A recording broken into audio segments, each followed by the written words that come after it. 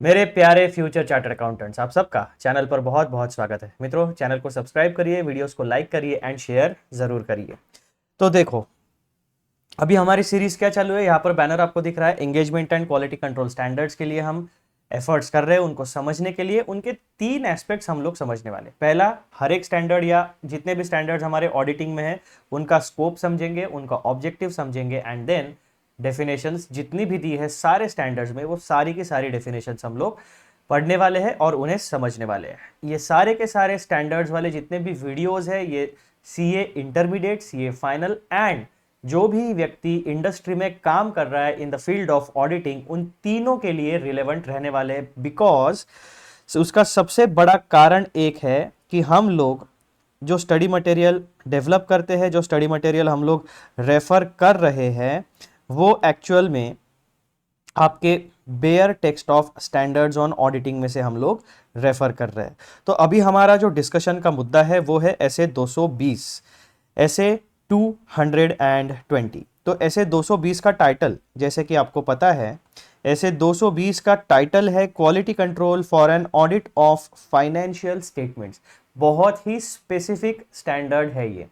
किस काम से रिलेटेड है, कौन सी प्रोसेस से रिलेटेड है? ऑडिट की प्रोसेस को ये स्टैंडर्ड एप्लीकेबल होगा।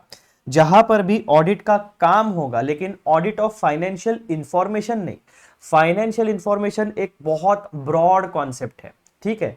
उस पूरी की पूरी फाइनेंशियल इंफॉर्मेशन जो प्रेजेंट होने वाली है फाइनेंशियल स्टेटमेंट्स के द्वारा, तो ऐसे कामों में यानी ऐसे ऑडिट में जहां पर फाइनेंशियल स्टेटमेंट्स का हम क्रॉस वेरिफिकेशन करने वाले हैं, चेकिंग करने वाले हैं, केवल वहीं पर ऐसे 220 में बताया हुआ गाइडेंस, इंस्ट्रक्शंस एंड जितने भी प्रोविजंस है वो एप्लीकेबल होने वाले हैं। So this is a very very specific auditing standard. चलो, ये बात तो हमें क्लैरिटी से समझ गई। अब आप जैसे ही कंटेंट्स में आओगे, institute of chartered accountants of India ने अपने वेबसाइट के ऊपर हमारे लिए सारे resources free of cost available करके रखे हैं। वहीं से मैंने ये स्टडी मटेरियल डाउनलोड किया है and for that matter institute को मैं तहे दिल से धन्यवाद देना चाहता हूँ कि for the benefit of students and professionals, institute ने सारे का सारा बहुत सारा स्टडी मटेरियल जो है, जो हमें एक प्रोफेशनल बनाने में मदद करने वाला है, वो फ्री ऑफ कॉस्ट अपने इंस्टीट्यूट की वेबसाइट पर अपलोड किया है and I am very grateful for that. ठीक है, तो वहीं से जहां से मैंने इस ऐसे का पीडीएफ डाउनलोड किया है, वहां से आप जैसे ही आगे पीडीएफ में बढ़ोगे तो आपको इंडेक्स मिलेगा।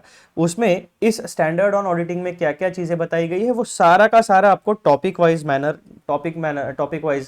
मैनर में आपको सारी इंफॉर्मेशन मिलने वाली है। इस पूरे कंटेंट में से, यानी हर एक स्टैंडर्ड के कंटेंट्स में से, हम तीन एस्पेक्ट्स के ऊपर फोकस करने वाले हैं। पहला एस्पेक्ट आपका होगा इंट्रोडक्शन वाला। दूसरा, बेसिकली इंट्रोडक्शन में जो स्कोप ऑफ ऐसे है वो हम कवर करेंगे। देन ऑब्जेक्टिव्स ऑफ ऐसे है वो हम कवर करेंगे and the definitions given in each and every standard on auditing.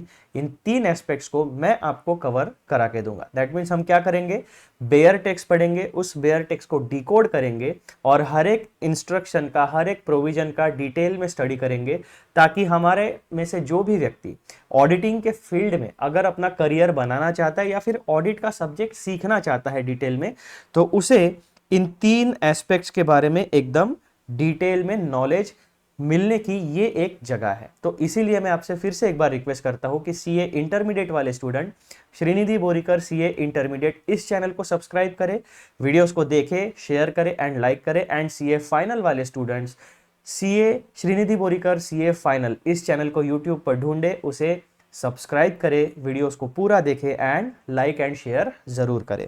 इसी के साथ अगर आपको एक्स्ट्रा अपडेट्स चाहिए या जो भी कम्युनिकेशन हम करते हैं उस कम्युनिकेशन में आपको सहभागी होना है, तो आप मेरे टेलीग्राम चैनल्स को भी ज्वाइन कर सकते हैं। तो ये बेसिक इंफॉर्मेशन हो गई हमारी। अब हम इस वीडियो का जो मुद्दा है वो ऐसे 220 में जो ऑब्जेक्टिव्स वाला पोर्शन है, उस ऑब्जेक्टिव को हम पढ़ने वाले हैं। इसके पहले वाले वीडियो में हमने स्कोप ऑफ ऐसे 220 डिस्कस किया है। वो दो पार्ट में मैंने वीडियोस मेरे चैनल के ऊपर अपलोड करके रखा है कंप्लीट डिटेल में, उसे भी आप देखिए ताकि आपका नॉलेज एनहांस हो सके। अब ये जो ऑब्जेक्टिव्स ऑफ ऐसे 220 यानी ऐसे 220 में बताए गए ऑडिटर के ऑब्जेक्टिव्स क्या है while performing the audit of financial statements, इसके बारे में हमें जानकारी मिलने वाली है पैराग्राफ नंबर 6 में। तो जैसे ही हम पैराग्राफ नंबर 6 में आते हैं, आपको एक छोटा सा पैराग्राफ दिखेगा, वहां पर institute of chartered accountants of India ने ऑडिट करते समय, फाइनेंशियल स्टेटमेंट का ऑडिट करते समय एक ऑडिटर के क्या ऑब्जेक्टिव्स होते हैं वो क्लैरिटी के साथ बताया है। तो ये आपका ऑब्जेक्टिव वाला पैराग्राफ है, पैराग्राफ नंबर 6। अब यहाँ पे आपको एक मैं नॉमेनक्लेचर स्कीम बताना चाहता हूँ। आपको शायद मैंने पहले वीडियोस में भी बताई है या फिर आपको पता होगी, लेकिन जो स्टूडेंट्स या जो प्रोफेशनल्स पहली बार इसे सुन रहे हैं तो अच्छे से सुन लेना। जैसे कि हमारा इनकम टैक्स एक्ट होता है, कंपनीज एक्ट होता है, जीएसटी एक्ट्स होते हैं, ठीक है। तो उसमें क्या होता है, हम सेक्शन का नाम, जैसे अगर यहाँ पे आपको नंबर दिखेगा तो उसे हम सेक्शन कहते हैं, ब्रैकेट में अगर ऐसा कुछ होगा तो सब सेक्शन कहते हैं, फिर ब्रैकेट में या ए बी या सी कुछ भी होगा तो फिर हम उसे क्या कहते हैं, क्लॉजेस।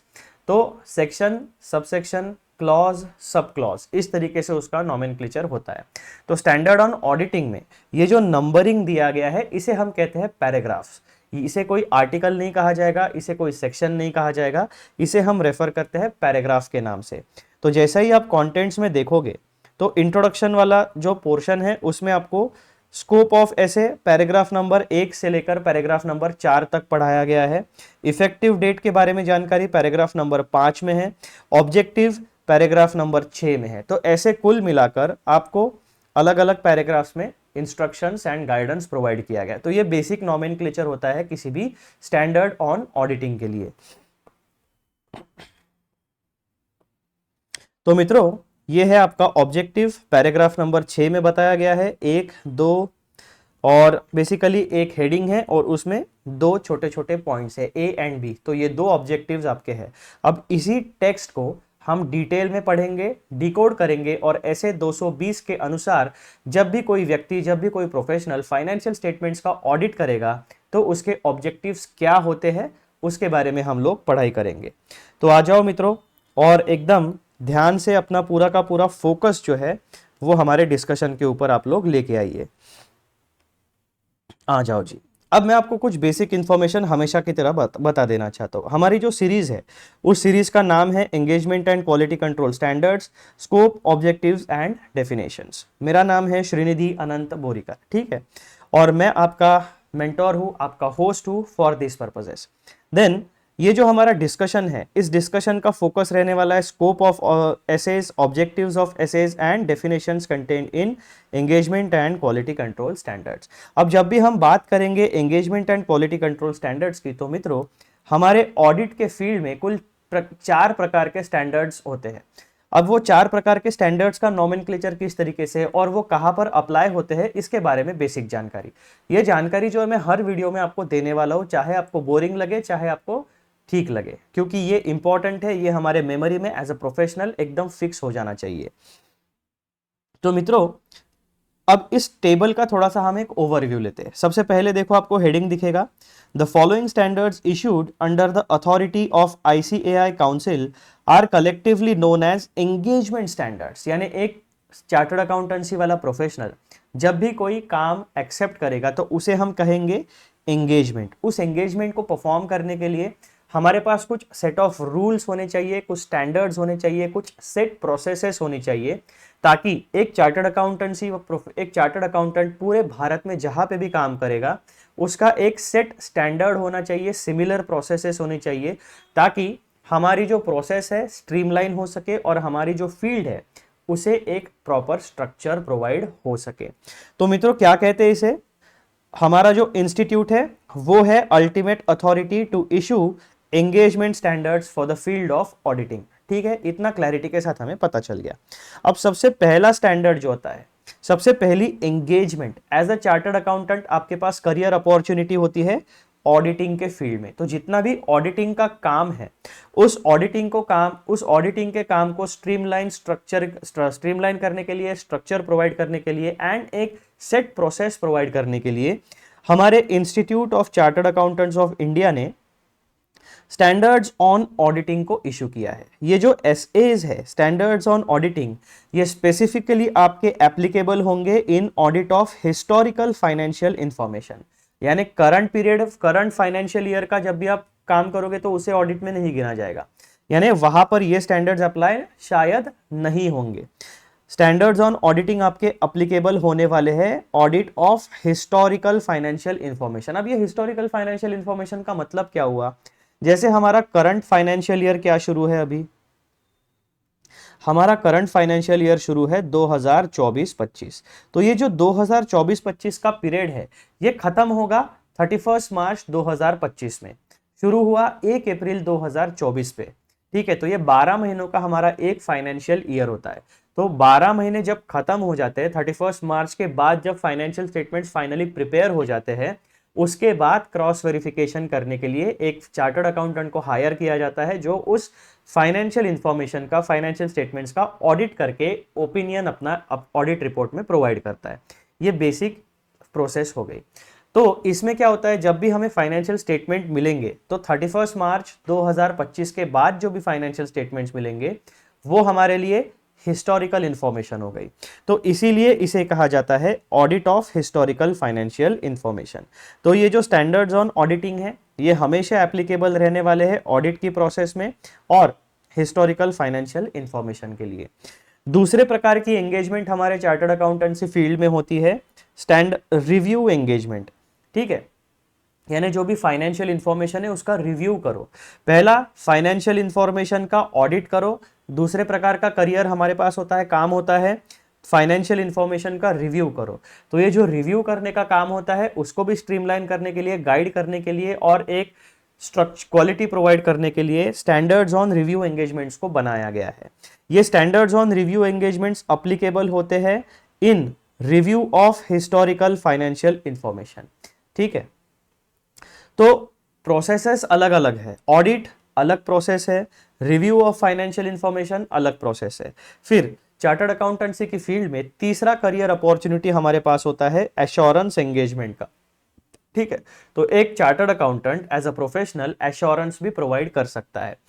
ठीक है, तो ये एश्योरेंस के जो एंगेजमेंट्स है इसको स्ट्रक्चर्ड मैनर प्रोवाइड करने के लिए, एक फॉर्मेट प्रोवाइड करने के लिए और इसकी क्वालिटी मेंटेन रखने के लिए स्टैंडर्ड्स ऑन एश्योरेंस एंगेजमेंट्स को बनाया गया है जो हर चार्टर्ड अकाउंटेंसी प्रोफेशनल को फॉलो करना पड़ेगा।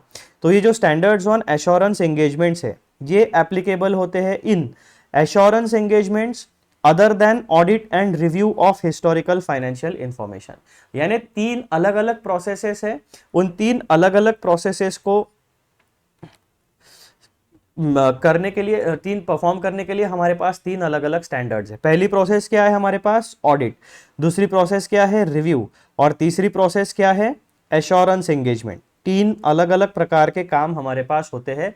तीनों सेगमेंट्स को एड्रेस करने के लिए अलग अलग प्रकार के स्टैंडर्ड्स हमारे institute of chartered accountants of India ने इशू किए हैं।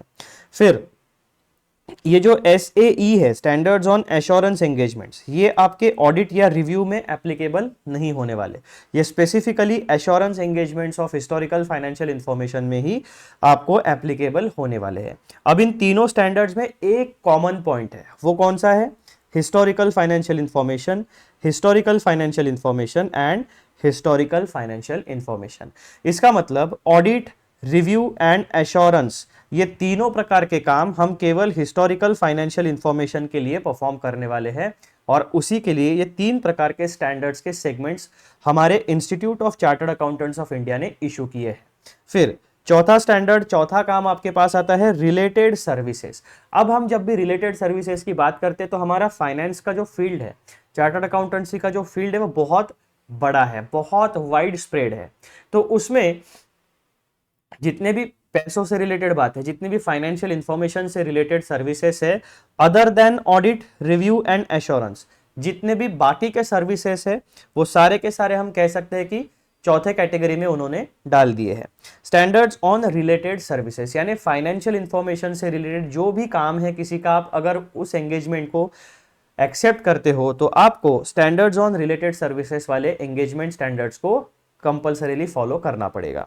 अब इनकी एप्लीकेबिलिटी कहां पर होती है, standards on related services are applicable in agreed upon procedures to information compilation engagements and other related services engagements. इसका मतलब SRS जो है वो आपके ऑडिट में एप्लीकेबल नहीं होंगे, रिव्यू में एप्लीकेबल नहीं होंगे, एश्योरेंस में एप्लीकेबल नहीं होने वाले। ये एप्लीकेबल कहां पर होने वाले हैं? Agreed upon procedures to information, compilation engagements and other related services engagements. यानी फाइनेंशियल इंफॉर्मेशन से रिलेटेड जो 3 एस्पेक्ट्स यहां पर बताए गए हैं, agreed upon procedures, compilation and other related services, इन तीनों कैटेगरीज में आपके स्टैंडर्ड्स ऑन रिलेटेड सर्विसेज वाला स्टैंडर्ड्स अप्लाई होने वाला है। तो ये आपका टोटल ओवरव्यू मैंने आपको दे दिया। 4 प्रकार के काम एज एन ऑडिटर आप कर सकते हो: audit, review, assurance and related services. ये 4 standards as a professional, as a student आपको सीखने पड़ेंगे, ताकि एज अ स्टूडेंट आपको सीखने, क्योंकि एग्जाम में आपको परफॉर्म करना है, एज अ प्रोफेशनल आपको सीखने, ताकि आप इन स्टैंडर्ड्स में, इन फील्ड्स में काम करके अच्छा खासा पैसा कमा सको। तो दोनों में हमें काम में आने वाला है, दोनों फील्ड्स में, as a student, as a professional. इन स्टैंडर्ड्स ऑन ऑडिटिंग का नॉलेज हमारे बहुत ही उपयोग में आने वाला है। अच्छे मार्क्स भी हमें मिलेंगे, तभी जाके अच्छा जॉब या फिर प्रैक्टिस में हम कुछ अच्छा कर पाएंगे। और जब हमारा जॉब या प्रैक्टिस, हमारा एकेडमिक रिकॉर्ड अच्छा है, तो फाइनेंशियल हमारी पैसा कमाने की, यानी फाइनेंशियल अर्निंग कैपेसिटी भी हमारी उतनी एनहांस होगी। तो इसीलिए आपको पढ़ाई भी करनी है और प्रैक्टिस भी करनी है, ताकि आप अपने स्किल्स को रिफाइन करते चले जाओ। इसके साथ ही एक 5वां स्पेशल कैटेगरी आपके पास है, उसे कहा जाता है SQC1, standard on quality control. अभी फिलहाल करंट सिनेरियो में NFRA जो है, नेशनल फाइनेंशियल रिपोर्टिंग अथॉरिटी, और institute of chartered accountants of India, इन दोनों के बीच में एक थोड़ा सा आर्ग्यूमेंट शुरू है कि SQC किस तरीके से इशू किए जाएंगे। NFRA ने कहा है कि कुछ वो अल्टीमेट अथॉरिटी है, वो SQC को बताएंगे जब जब भी अप्लीकेबल होंगे, किस तरीके से अप्लीकेबल होंगे। और इंस्टीट्यूट ने फिलहाल SQC1 को रिफॉर्म करके SQC1 एंड SQC2, इस 2 प्रकार के स्टैंडर्ड्स को इशू किया है। उनकी एप्लीकेबिलिटी भी उन्होंने बता दी है, नोटिफिकेशन इंस्टीट्यूट के वेबसाइट पर दिया गया है। लेकिन वो वहां इस वाले पोर्शन को, ये जो मैं NFRA वर्सेस ICAI जो है, जो टसल शुरू है थोड़ा सा विथ रिस्पेक्ट टू SQC यानी स्टैंडर्ड्स ऑन क्वालिटी कंट्रोल, ये वाला मुद्दा हम यहाँ पे डिस्कस नहीं करेंगे। हो सकता है अगर मुझे समय मिला तो मैं आपके लिए अलग से उस वीडियो में आपके एक्सप्लेनेशन का बंदोबस्त कर दूंगा। लेकिन आपको बस इतना ध्यान में रखना है कि अभी right now, for exam point of view and from professional point of view, SQC1 फिलहाल एप्लीकेबल है। ठीक है, SQC1 जो नए स्टैंडर्ड्स आए हैं, SQC1 एंड SQC2, वो कब एप्लीकेबल होंगे? अगर आपको तुरंत जानना है तो please visit institute of chartered accountants of India की वेबसाइट। वहां पर आपका जो अपडेट्स होता है, नोटिफिकेशंस होता है, वहां पर आपको इससे रिलेटेड नोटिफिकेशन और उसकी डिटेल इंफॉर्मेशन मिल जाएगी। तो ये जो स्टैंडर्ड ऑन क्वालिटी कंट्रोल है, इसकी एप्लीकेबिलिटी क्या होती है? इसका मेन पर्पस क्या है? क्वालिटी कंट्रोल करना।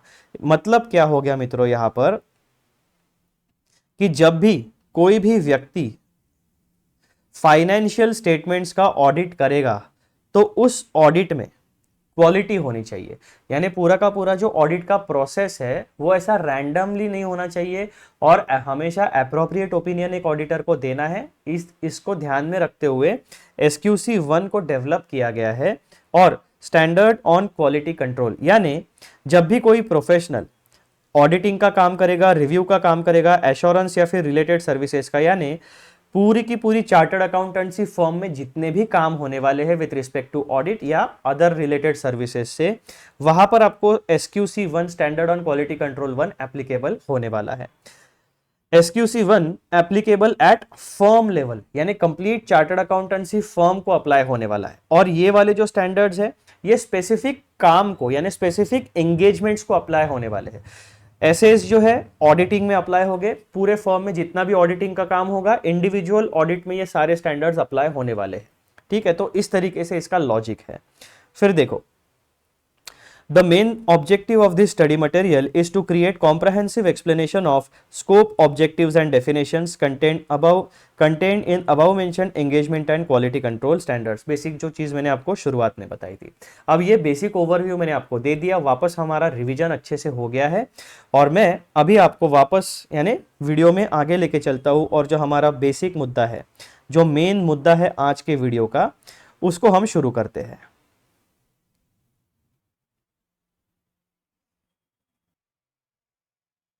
तो हमारा मेन मुद्दा क्या है? ऑब्जेक्टिव, यानी ऐसे 220 में बताया गया ऑडिटर का ऑब्जेक्टिव क्या है। ये आपको पैराग्राफ 6 में सारा का सारा डेटा मिलने वाला है। बेयर टेक्स्ट है, यानी बेसिकली ये जो टेक्स्ट यहाँ पर दिखी है वो आपके ओरिजिनल जो institute of chartered accountants of India का ऐसे है उसकी ओरिजिनल टेक्स्ट है, और नीचे मैंने इस टेक्स्ट को डिकोड करके एक्सप्लेनेशन आपके लिए तैयार किया है। तो सबसे पहले हम एज यूजुअल बेयर टेक्स्ट को पढ़ लेते ताकि हमारे दिमाग में उस ऑब्जेक्टिव्स का ओवरव्यू और उनके शब्दों के साथ हमारी पहचान हो जाए। पैराग्राफ नंबर 6 ऑफ ऐसे 220 क्या कहता है? Objectives of the auditor with respect to quality control for an audit of financial statements. यानी जब भी ऑडिट की प्रोसेस होगी और उसमें फाइनेंशियल स्टेटमेंट्स का ऑडिट होगा, तब क्वालिटी कंट्रोल से रिलेटेड हमारे ऑडिटर साहब की कुछ ऑब्जेक्टिव्स है, कुछ जिम्मेदारियां है, उसके बारे में पैराग्राफ नंबर 6 हमें बताता है। The objective of the auditor is to implement quality control procedures at engagement level that provide the auditor with reasonable assurance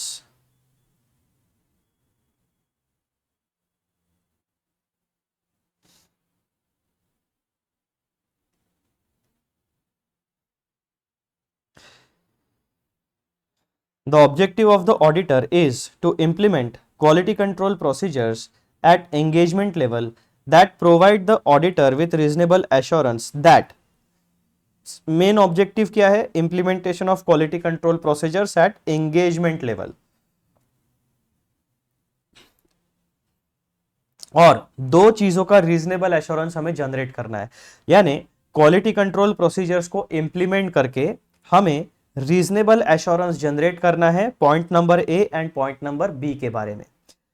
The objective of the auditor is to implement quality control procedures at the engagement level that provide the auditor with reasonable assurance that, point number A, the audit complies with professional standards and regulatory and legal requirements. Point number B, the auditor's report issued is appropriate in circumstances. तो basic objective क्या है? Implementation of quality control procedures. जब हम इस objective को implement करेंगे उसका outcome क्या होना चाहिए? रीजनेबल एश्योरेंस जनरेट होना चाहिए दो चीजों के बारे में। सबसे पहले, जब भी आप ऑडिट का काम करोगे, professional standards, legal and regulatory requirements को फुलफिल करना है आपको एज एन ऑडिटर। दूसरा, जो आप ऑडिटर की रिपोर्ट इशू करने वाले हो उसमें आपका ओपिनियन हमेशा एक एप्रोप्रिएट ओपिनियन होना चाहिए with respect to the circumstances in consideration. ये दो प्रकार के आउटकम आपको अचीव करने हैं। फिर से मैं एक बार रिपीट कर देता हूं पूरा का पूरा ओवरव्यू। बेसिक ऑब्जेक्टिव क्या है ऑडिटर का? Implementation of quality control procedures at engagement level. इसको इंप्लीमेंट करके हमें रीजनेबल एश्योरेंस जनरेट करना है। किस बारे में? कि ऑडिट जो है वो कंप्लाई करता है professional, regulatory and legal requirements के साथ। देन जो भी रिपोर्ट हम इशू करने वाले हैं वो एक एप्रोप्रिएट रिपोर्ट है। ये आपका ऑब्जेक्टिव है बस। ठीक है मित्रों, अब यहां पर आ जाओ आप एक्सप्लेनेशन में। अब जब हम पैराग्राफ नंबर 6 जो है objective of the auditor with respect to quality control for an audit of financial statements, इसको जब हम डिकोड करते हैं तो हमें 4 की पॉइंट्स मिलते हैं। सबसे पहला, पूरे के पूरे पैराग्राफ का ओवरव्यू हमें मिल जाता है। Overview, objective of the auditor with respect to quality control for an audit of financial statements. दूसरा की पॉइंट हमें क्या मिलता है? Implementation of quality control procedures at engagement level, यानी यहां पर ये वाला पॉइंट हमें पता चलता है। तीसरा की पॉइंट हमारे लिए क्या मिलता है? Ensuring compliance with professional standards, regulatory and legal requirements. यानी पहला की पॉइंट तो हमें ये मिल गया, दूसरा की पॉइंट हमें ये मिल गया, और तीसरा की पॉइंट हमारा ये है, issuance of N appropriate auditors report. तो ये 4 प्रकार के की पॉइंट्स हमने डिराइव किए हैं उस पूरे के पूरे पैराग्राफ से।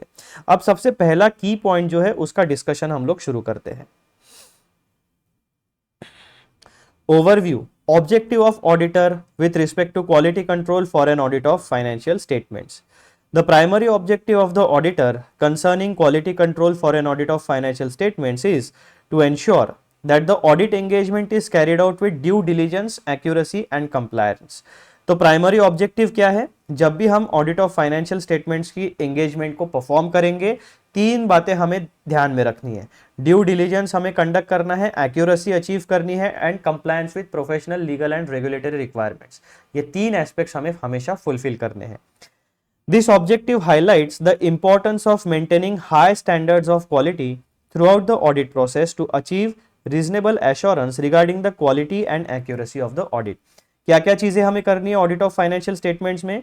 Due diligence, accuracy and compliance. उसी के साथ हमें हाई स्टैंडर्ड यानी हाई क्वालिटी मेंटेन करनी है through out the audit process. उसका आउटकम क्या होगा, हमारा ओपिनियन की क्वालिटी एंड एक्यूरेसी एंश्योर होगी। ये बेसिक यानी प्राइमरी ऑब्जेक्टिव है। तो सबसे पहले ओवरव्यू में हमें primary objective of the auditor पता चल गया regarding quality of audit of financial statements. फिर पॉइंट नंबर 2 में हमें क्या पता चलता है, ये जो पूरा का पूरा प्राइमरी ऑब्जेक्टिव है ये दो हिस्सों में हम डिवाइड कर सकते हैं, जैसे कि यहां पर दिया गया है point number A and point number B. तो उसी को मैंने यहां पर आपको पॉइंट 1 एंड 2 इस तरीके से रिप्रेजेंट किया है। तो ये जो ओवरव्यू मैंने आपको दिया है प्राइमरी ऑब्जेक्टिव का, यही प्राइमरी ऑब्जेक्टिव हम इन दो हिस्सों में डिवाइड कर सकते हैं। The objective can be broken down into two components. पहला, ensuring compliance with professional standards and regulatory requirements, and दूसरा, ensuring that the audit report issued is suitable based on the circumstances of the audit। एकदम clarity के साथ हमें पता चल गया, ठीक है। फिर दूसरा की पॉइंट हमारे पास क्या आता है, implementation of quality control procedures at the engagement level, यानी ये वाला पोर्शन, इसके बारे में हम अभी डिटेल में पढ़ेंगे। Implementation of quality control procedures at the engagement level, यानी जब भी हम audit of financial statements conduct करेंगे, परफॉर्म करेंगे, तब हमें क्वालिटी कंट्रोल प्रोसीजर्स को इंप्लीमेंट करना है। अब ये जो हेडिंग है क्वालिटी कंट्रोल प्रोसीजर्स को भाई साहब इंप्लीमेंट करो एट एंगेजमेंट लेवल, इसका मतलब क्या होता है, एक्चुअल में हमें क्या परफॉर्म करना है, स्टैंडर्ड ऐसे 220 हमें क्या इंस्ट्रक्शन दे रहा है, इसके बारे में हम लोग यहाँ पर डिस्कशन कर रहे हैं। तो ऐसे 220 हमें क्या बताता है कि भाई साहब जब भी आप ऑडिट करोगे किसी भी फाइनेंशियल स्टेटमेंट का, क्वालिटी कंट्रोल प्रोसीजर्स को आपको इंप्लीमेंट करना है एट एंगेजमेंट लेवल। इसका मतलब हमें करना क्या है, point number 1, the auditor is required, यानी ये एक इंस्ट्रक्शन है आपके लिए, इसे आपको फॉलो करना पड़ेगा। हाँ, अब आपके पास थोड़ी फ्लेक्सिबिलिटी रहने वाली है कि एज पर योर सिचुएशन, ऐसा जरूरी नहीं है कि आपको एकदम वर्ड टू वर्ड इन चीजों को फॉलो करना है। इस पूरे के पूरे इंप्लीमेंटेशन वाले इंस्ट्रक्शन में से आपके एंगेजमेंट के लिए जो भी रिलेवेंट है, जो भी आपका ऑब्जेक्टिव फुलफिल करेगा, उतने पोर्शन को आपको इंप्लीमेंट करना है। एकदम सारे के सारे जितने भी स्टैंडर्ड्स है, हमेशा हर एक स्टैंडर्ड का हर एक पैराग्राफ हर एक एंगेजमेंट में हमें एप्लीकेबल नहीं होगा। जो स्टैंडर्ड्स ऑन ऑडिटिंग है वो स्पेसिफिक एस्पेक्ट्स में अप्लाई होते हैं। अब ये हमें डिसाइड करना है एज पर हमारे प्रोफेशनल जजमेंट कि हमारे ऑडिट के दौरान कौन से प्रोविजंस, कौन से paragraphs of standards on auditing या फिर जितने भी engagement and quality control standards है, उनमें से हमारे ऑडिट के लिए कौन सी चीजें रिलेवेंट है और कौन सी चीजें हमारा ऑडिट का ऑब्जेक्टिव फुलफिल करा देगी, उन्हें को हमें इंप्लीमेंट करना है। प्लस दूसरा पॉइंट हमें क्या पता है कि अगर हम स्टैंडर्ड्स में बताए गए बातों से, यानी engagement and quality control standards में जो भी इंस्ट्रक्शंस, गाइडेंस हमें बताया गया है, उससे डेविएट करके अगर हम कुछ अलग करते हैं, तो वो अलग प्रोसीजर हमने फॉलो क्यों की, उसका लॉजिक हमें बताना पड़ेगा। जब तक हम डेविएट नहीं करते, हमें बताने की जरूरत नहीं है।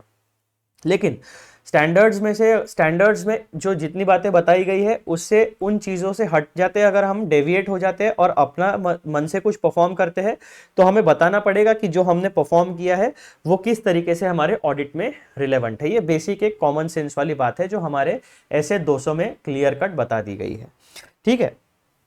तो पॉइंट नंबर 1 क्या कहता है, the auditor is required to implement a set of quality control procedures that are tailored to the engagement level. अब यहाँ पे जो टेलर्ड वर्ड है ये इंपॉर्टेंट है। हर एक ऑडिट एंगेजमेंट अपने आप में एक यूनिक ऑडिट एंगेजमेंट होता है, क्योंकि एक बिजनेस या फिर एक एंटिटी जो फाइनेंशियल ट्रांजैक्शंस परफॉर्म करती है वो हमेशा यूनिक होते हैं। भले ही आपका सेल परचेस का ही ट्रांजैक्शन होगा, लेकिन उनका बिजनेस अलग होता है, ट्रांजैक्शन वो किस तरीके से कंडक्ट करते हैं वो चीज़ें अलग होती है। भले ही वो सेम अकाउंटिंग प्रिंसिपल्स यूज करें, लेकिन जो इंटरनल प्रोसेस है उनकी, जो इंटरनल सॉफ्टवेयर्स होते हैं वो अलग अलग होते हैं, उनका वर्क कल्चर अलग होता है, सिनेरियोज अलग होते हैं। तो बेसिकली ये आपको क्या बताना चाहता है कि भाई साहब एज एन ऑडिटर आपकी रिक्वायरमेंट क्या है कि आप तो सबसे पहले एंटिटी का नॉलेज गेन करो, उनका एनवायरमेंट समझो, उनका इंटरनल कंट्रोल सिस्टम समझो, and based on that quality control procedures को इंप्लीमेंट करो अपने एंगेजमेंट लेवल पे, और टेलर्ड अप्रोच रखो, यानी स्पेसिफिक ऑडिट एंगेजमेंट के लिए क्या क्या चीजें आपकी जरूरत है बस उतनी ही इंप्लीमेंट करो। पूरा का पूरा नॉलेज आपको हर बार इंप्लीमेंट करने की जरूरत नहीं है, क्योंकि वो हमेशा रिलेवेंट नहीं रहेगा। जितना नॉलेज, जितने इंस्ट्रक्शंस, जितने प्रोविजंस रिलेवेंट है उन्हीं को आपको इंप्लीमेंट करना है, और इसी को कहा जाता है tailored approach. These procedures are designed to monitor and control various aspects of the audit process to ensure that the audit is performed according to professional and ethical standards।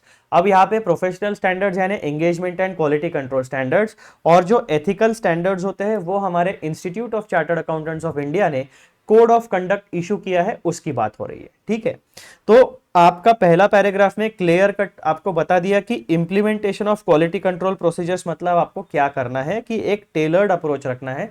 आपके पास जितना भी नॉलेज बेस है और आपके जो entity का understanding है, based on that relevant चीजें आप आइडेंटिफाई करो, उन रिलेवेंट चीजों को, उन रिलेवेंट फाइनेंशियल इंफॉर्मेशन का क्रॉस वेरिफिकेशन करने के लिए ऑडिट प्लान बनाओ, ऑडिट स्ट्रेटेजी बनाओ एंड देन इंप्लीमेंट करो। ये बेसिकली आपको यहां पर बताया गया है। फिर पॉइंट नंबर 2 में स्पेसिफिकली अब हम उसको डिकोड करेंगे कि ये जो ओवरव्यू देखा हमने कि भाई साहब क्वालिटी कंट्रोल प्रोसीजर को इंप्लीमेंट करो, इसका मतलब क्या है। तो some of the essential elements of quality control procedures as engagement level include, यानी आप सुपरविजन एंड रिव्यू का बंदोबस्त करके रखो। जो भी काम आपकी ऑडिट टीम करेगी उनके काम का सुपरविजन एंड रिव्यू होना चाहिए। दूसरा, स्टाफ कॉम्पिटेंसी, यानी जो स्टाफ, जो एम्प्लॉइज, जो पार्टनर्स, जो इंटर्न्स यानी आर्टिकल असिस्टेंट्स आप ऑडिट करने के लिए भेजने वाले हो, उनकी कॉम्पिटेंसी होनी चाहिए, उनके पास स्किल होनी चाहिए। ठीक है, then engagement performance and monitoring, basically engagement performance monitoring यानी सुपरविजन एंड रिव्यू का ये एक एक्सटेंशन है। जो भी काम हो रहा है आपका, जो भी ऑडिट टीम आपकी काम कर रही है, उनका प्रॉपर मॉनिटरिंग होना चाहिए कि जितना हमने स्टैंडर्ड सेट किया है, हमारे सेट स्टैंडर्ड्स के हिसाब से परफॉर्मेंस अचीव हो रहा है या नहीं हो रहा है। Then consultation and professional judgement, ऐसा हो सकता है कि बहुत सारे फाइनेंशियल इंफॉर्मेशन के ऐसे एस्पेक्ट हो जो हम एज एन ऑडिटर हमारे कॉम्पिटेंसी के बाहर हो, तो जब हमें उनके बारे में जानकारी चाहिए तो हमें उस स्पेसिफिक एक्सपर्ट को हायर करना पड़ेगा। फॉर एग्जांपल, जैसे हम फिक्स्ड असेट्स की अगर क्रॉस वेरिफिकेशन कर रहे हैं तो फिक्स्ड असेट का वैल्यूएशन कैसे होगा या फिर किसी मशीनरी का वैल्यूएशन कैसे होगा, ये हमारे कॉम्पिटेंसी की बाहर है। तो जब भी हमें रियल एस्टेट का वैल्यूएशन करना है तो कंस्ट्रक्शन से रिलेटेड एक्सपर्ट को हमें लाना पड़ेगा। अगर हमें किसी मशीनरी का वैल्यूएशन करना है, उसकी करंट या फेयर मार्केट वैल्यू निकालनी है, तो हमें किसी इंजीनियर को लाना पड़ेगा जो उस मशीन के बारे में जानकारी रखता हो। तो ये अलग अलग एस्पेक्ट्स है। आपको अपने ऑडिट के दौरान ऐसे अलग अलग एस्पेक्ट्स के बारे में अपना ओपिनियन बनाने के लिए, ऑडिट एविडेंस गैदर करने के लिए एक्सपर्ट्स की जरूरत पड़ सकती है। इसका मतलब क्या हुआ कि जो ऑडिट ओपिनियन आप बनाने वाले हो with respect to historical financial information, उसमें आपको क्वालिटी कंट्रोल प्रोसीजर्स इंप्लीमेंट करनी है, और ये 4 प्रकार के काम आप कर सकते हो।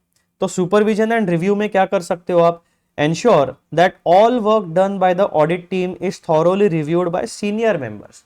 तो जो भी आपके जूनियर्स होंगे या एम्प्लॉयज होंगे या आर्टिकल असिस्टेंट्स होंगे, वो जो काम करते हैं, तो सीनियर मेंबर की ये जिम्मेदारी है कि भाई साहब आपने क्या काम किया, आ जाओ, मैं आपको सबसे पहले तो मैं सुपरवाइज करूंगा काम को एज अ सीनियर मेंबर, ताकि काम स्ट्रीमलाइन हो सके, और काम परफॉर्म हो जाने के बाद यानी टास्क परफॉर्म हो जाने के बाद उसका रिव्यू करूंगा, ताकि ये पता चल सके कि जो सुपरवाइज मैंने किया था उस हिसाब से आपने काम किया है या नहीं किया है।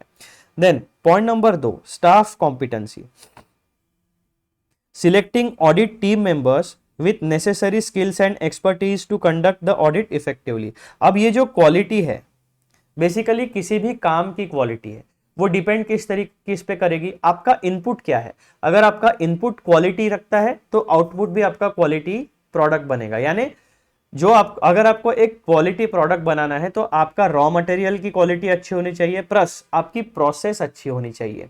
यानी रॉ मटेरियल को फिनिश प्रोडक्ट में कन्वर्ट करने वाली जो आपकी प्रोसेस है, इन दोनों चीजों में आपका क्वालिटी होना चाहिए। तो सिमिलरली जो हमारा ऑडिटिंग का प्रोफेशन है, ये डिपेंडेंट है पूरा का पूरा ह्यूमन इंटरवेंशन के ऊपर, यानी ह्यूमंस के ऊपर डिपेंडेंट है। तो बेसिकली एक व्यक्ति का जो नॉलेज बेस होगा, जो स्किल सेट होगा, उसी के हिसाब से वो ऑडिट कर पाएगा। अगर आप इनकम टैक्स ऑडिट की बात करते हो तो जिस स्टाफ को आप इनकम टैक्स ऑडिट यानी टैक्स ऑडिट करने के लिए भेज रहे हो, उसके पास इनकम टैक्स एक्ट और रूल्स या नोटिफिकेशंस या सर्कुलर्स का नॉलेज होना चाहिए। उसे पता होना चाहिए कि कौन सा सेक्शन की किस प्रोविजन को किस तरीके से इंटरप्रेट करना है और कौन से सेक्शंस हमारे इनकम टैक्स के एप्लीकेबल रहेंगे। सिमिलरली अगर आप जीएसटी ऑडिट के लिए भेज रहे हो अपनी टीम को, तो जो आपकी टीम है उनके दिमाग में पहले उनका ट्रेनिंग होना चाहिए, उनका नॉलेज एनहांस होना चाहिए with respect to the indirect taxes regime. अब इनडायरेक्ट टैक्सेस रेजिम में केवल जीएसटी नहीं है, आपका कस्टम्स भी आएगा, आपका फॉरेन ट्रेड पॉलिसी वाला पोर्शन भी आ जाएगा, एंड आपका वैट और सर्विस टैक्स जो लिमिटेड पोर्शन में एप्लीकेबल है, सारी चीजें आ जाएगी।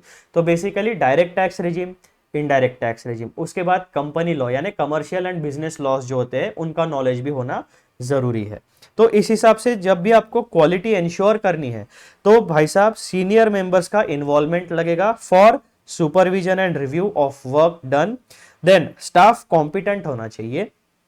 तीसरा पॉइंट आपको क्या इंश्योर करना है फॉर क्वालिटी?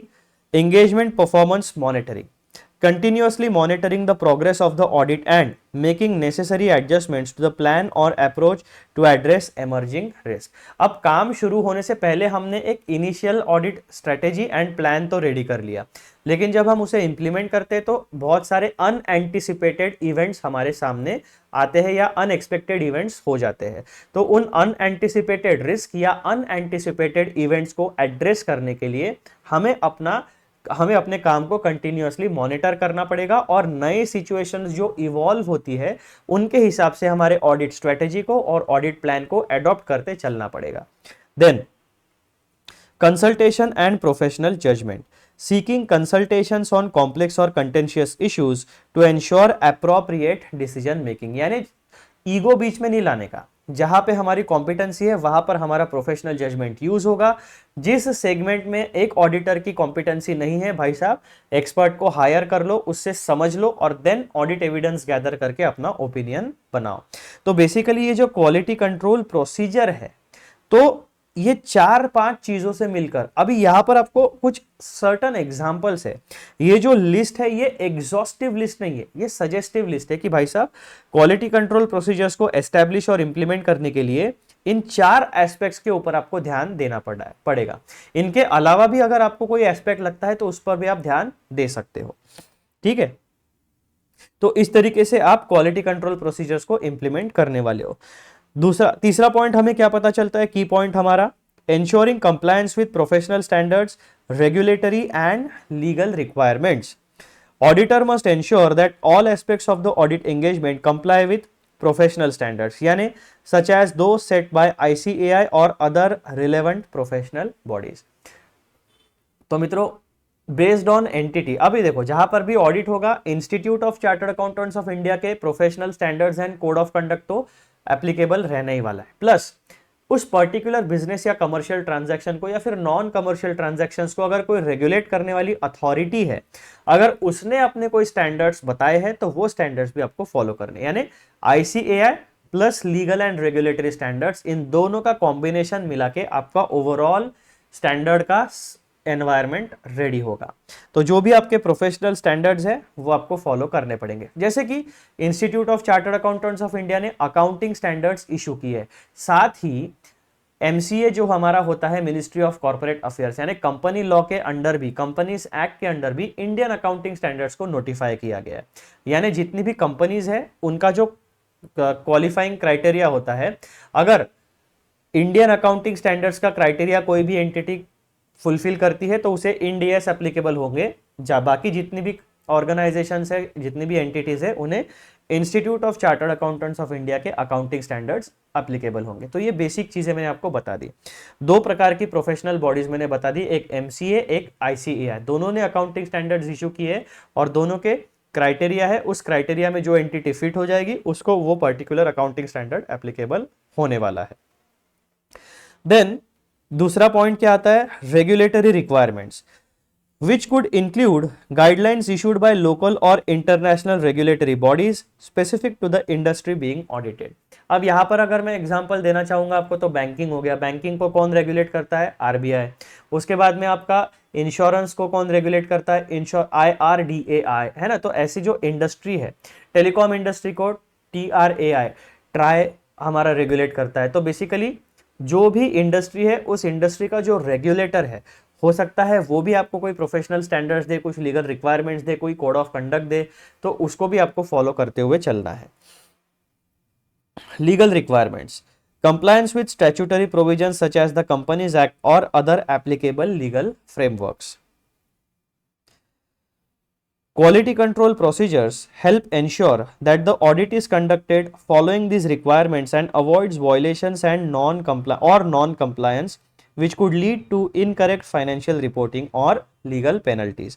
तो ये जो पॉइंट नंबर 1 जो है हमारा professional standards, regulatory and legal requirements, वो आउटकम हमने यहाँ पर की पॉइंट नंबर 3 में स्पेसिफिकली कवर कर लिया। अब हमारा दूसरा आउटकम क्या है? जैसा कि हमें प्राइमरी ऑब्जेक्टिव हमारा है implementation of quality control procedures at engagement level, उससे हमें आउटकम क्या अचीव करना है? रीजनेबल एश्योरेंस जनरेट कराना है regarding point A and point B. तो पहला की पॉइंट हमने देख लिया, दूसरा की पॉइंट हमने देख लिया। अब ये जो आखिरी वाला है द ऑडिटर्स रिपोर्ट वाला, ये वाला की पॉइंट हम लोग कवर करते हैं। Number 4, issuance of an appropriate auditor's report. The auditor's report is the final output of the audit process. Audit की शुरुआत होती है, ऑडिट एविडेंस गैदर किया जाता है, based on audit evidence reasonable assurance generate किया जाता है, and audit evidence plus reasonable assurance plus professional judgement, इन तीनों के कॉम्बिनेशन को मिला के एक ऑडिटर अपना ऑडिट ओपिनियन तैयार करता है, और वही ऑडिट ओपिनियन आप अपने ऑडिट रिपोर्ट में प्रेजेंट करते हो, और उसे कहा जाता है final output of the auditing process. The auditor's report is the final output of the audit process and the auditor has an obligation to ensure that the report is appropriate based on audit findings. This includes accurate reflection of financial statements, यानी जो आपका audit opinion है वो financial statements का true and fair view present करता है या नहीं करता है, उसके बारे में बात हो रही है। Accurate reflection of financial statements. The report must reflect the true and fair view of entity's financial position based on audit evidence collected. यानी एज एन ऑडिटर आपको एक न्यूट्रल पर्सन रहना है, आपको किसी के इन्फ्लुएंस में नहीं आना है। आपने जो ऑडिट प्रोसीजर्स को इम्प्लीमेंट किया, उसको इम्प्लीमेंट करने के बाद जो ऑडिट एविडेंस मिला, ऑडिट एविडेंस मिलने के बाद प्लस प्रोफेशनल जजमेंट जो आपने अप्लाई किया, उसके बेसिस के ऊपर आपका जो व्यू है वो true and fair view with respect to financial statements आपको अपने ऑडिट रिपोर्ट में प्रेजेंट करना है। देन प्रॉपर मॉडिफिकेशंस और qualifications if necessary. If any material misstatements are found or certain conditions are not met, the auditor must issue modified or qualified opinions or disclaimers as appropriate. तो आपका audit का implementation of audit procedures, उसके बाद में collection of audit evidence and professional judgement, इन तीनों को combine करके जो आपका जिस तरीके का आपको ओपिनियन आएगा, चाहे वो क्लियर ओपिनियन हो, चाहे वो मॉडिफाइड ओपिनियन हो, चाहे वो क्वालिफाइड ओपिनियन हो, या फिर आपका डिस्क्लेमर हो, सुटेबल ओपिनियन यानी एप्रोप्रिएट ओपिनियन आपको अपनी ऑडिट रिपोर्ट में प्रोवाइड करना है। पॉइंट नंबर 3 क्या कहता है? Adherence to reporting standards. The format and content of auditor's report must comply with relevant standards such as SS 700, forming an opinion and reporting on financial statements. तो basically reporting standards यानी हमारी जो reporting standard का जो एक sequence है, जो series है, उसको फॉलो करते हुए आपको ऑडिट रिपोर्ट का फॉर्मेटिंग प्रॉपर तरीके से फॉलो करना पड़ेगा। तो ये जो issuance of auditor's report appropriate report है, उसमें आपको ये 3 एस्पेक्ट्स हमेशा कंपल्सरीली ध्यान में रखने पड़ेंगे। तो मित्रों, ये है आपका टोटल डिटेल में डिस्कशन, प्रॉपर डिकोड करके किया हुआ discussion regarding objectives of SA 220। अब इस पूरे के पूरे डिस्कशन का एक कंक्लूजन छोटा सा प्यारा सा मैं आपके साथ डिस्कस करना चाहता हूं। वो क्या कहता है conclusion? SA 220 emphasizes that the quality of an audit is directly related to the implementation of effective quality control procedures at the engagement level. तो जिस प्रकार की क्वालिटी कंट्रोल प्रोसीजर्स आप इंप्लीमेंट करोगे, उसी प्रकार की क्वालिटी ऑफ ऑडिट आपको आउटपुट मिलेगा। Then the auditor's role in ensuring compliance with professional, regulatory and legal standards is crucial to maintaining the integrity of the audit. यानी ऑडिट के process की integrity, honesty and quality maintain करने के लिए professional, regulatory and legal standards के साथ compliance करना जरूरी है। तीसरा की पॉइंट हमें क्या मिलता है कंक्लूजन में एसए 220 के? Additionally, the auditor must take necessary steps to ensure that the final report issued accurately represents the findings and is appropriate to the circumstances. यानी जो ऑडिट ओपिनियन आप दोगे वो बिल्कुल अनबायस्ड होगा, बेस्ड ऑन आपका ऑडिट एविडेंस होगा और true and fair view represent करेगा, thereby instilling confidence in the users of financial statements. यानी जो फाइनेंशियल स्टेटमेंट्स के यूजर्स होते हैं, internal users plus external users, इन दोनों सेगमेंट्स के यूजर्स को आप एक रीजनेबल एश्योरेंस यानी एक सर्टन लेवल ऑफ कॉन्फिडेंस दोगे कि भाई साहब ये मैंने काम किया है, इस काम का ये ओपिनियन है, this opinion is unbiased and appropriate as per the circumstances of the audit. तो इस तरीके से ऐसे 220 ऑडिटर साहब के दिमाग में एकदम क्वालिटी से रिलेटेड ऑब्जेक्टिव इंस्टॉल करके देता है। तो जब भी आप audit of financial statements perform करोगे तो आपको ऐसे 220 का ये पैराग्राफ नंबर 6 हमेशा याद रखना पड़ेगा। उसमें आपका प्राइमरी ऑब्जेक्टिव दिया है, प्राइमरी ऑब्जेक्टिव का आउटकम है reasonable assurance regarding point A and point B. इस तरीके से इस पैराग्राफ का स्ट्रक्चर है। तो मित्रों ये वीडियो हमारा होता है समाप्त। आई होप कि आपको ये जो डिटेल्ड डिस्कशन है रिगार्डिंग ऑब्जेक्टिव गिवन इन ऐसे 220 अच्छे तरीके से आपको समझ में आ गया है। अब हम लोग मिलेंगे अगले वीडियो में, एक नए स्टैंडर्ड को शुरुआत करेंगे, यानी ऐसे 220 के बाद वाला जो स्टैंडर्ड है उसको हम इस सीरीज में कवर करेंगे। सिमिलरली उसका भी हम स्कोप ऑफ ऐसे पढ़ेंगे, ऑब्जेक्टिव ऑफ ऐसे पढ़ेंगे। ठीक है, तो चलो हम मिलते हैं अगले वीडियो में। और जाने से पहले एक छोटी सी प्यारी सी हम्बल सी रिक्वेस्ट, प्लीज चैनल को सब्सक्राइब करिए, वीडियोस को पूरा देखिए, लाइक करिए एंड शेयर करिए। इससे मेरे चैनल की मदद होती है, चैनल ग्रो करता है, तो ऑब्वियसली मुझे भी इंस्पिरेशन मिलती है ताकि मैं कंसिस्टेंसी मेंटेन कर सकूं अपने काम की। क्या होता है कि फीडबैक, ये अलग अलग फीडबैक के चैनल्स हैं, आपका कमेंट, आपका चैनल को लाइक करना, सब्सक्राइब करना या वीडियोस को शेयर करना, जब ये एनालिटिक्स में रिफ्लेक्ट होता है तब हमें पता चलता है कि भाई साहब जो काम हम कर रहे हैं, जो एफर्ट्स हम यहाँ पर लगा रहे हैं वो सही दिशा में जा रहे हैं या नहीं। तो बेसिकली पूरा का पूरा बात घूम के एक मुद्दे पर आती है कि ये काम जो हो रहा है, जो रिसोर्सेस इस काम में लग रहे हैं, क्या उसका फायदा एक चार्टर्ड अकाउंटेंसी स्टूडेंट या फिर एक प्रोफेशनल को हो रहा है या नहीं हो रहा है। अगर इस काम का फायदा नहीं हो रहा है तो काम को परफॉर्म करने में कोई मतलब नहीं है, किसी और काम में अपने रिसोर्सेज यूज करने चाहिए। तो प्लीज चैनल को सब्सक्राइब करिए, अपना फीडबैक दीजिए एंड अगले वीडियो का वेट करिए। चलो अगले वीडियो में मिलते हैं, बाय बाय।